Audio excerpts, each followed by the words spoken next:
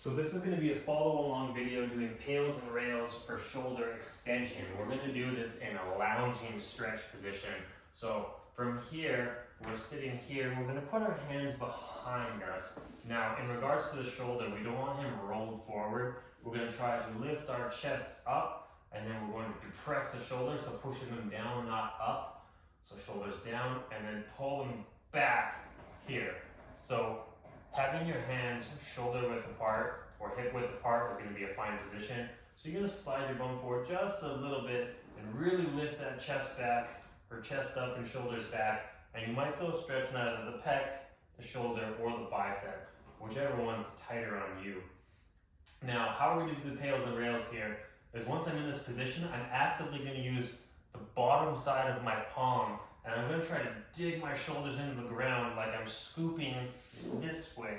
So I'm pushing down into the ground for 10 seconds. And then when we do the lift off, I'm just going to try to get my fingers and my palms to float a little bit, or I might kind of shimmy my fingers back a little bit and then just continue that lift off while I'm trying to essentially lift here. Now, in the position we're in, we're not actually going to lift, but you might have a little bit of release of pressure where the hands might float up a little bit. So getting into that position again, chest up, shoulders back, feeling that stretch. And now I'm going to shimmy forward just so I'm in my end range. And now we're going to do 10 seconds of driving our hands into the ground. That's going to intensify that stretch.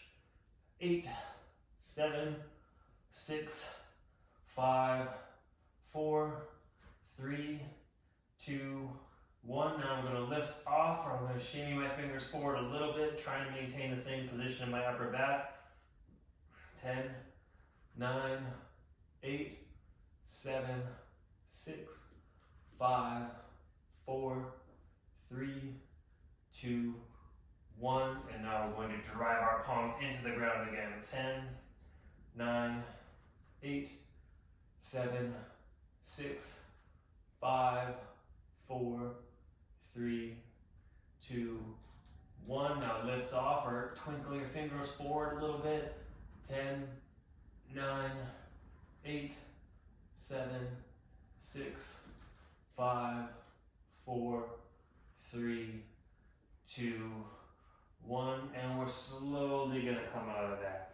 So that'll stretch everything up this chain here. Bend those arms a little bit. That one's going to be pretty intense for most people. So that's why we're only going to stick to 2 rounds.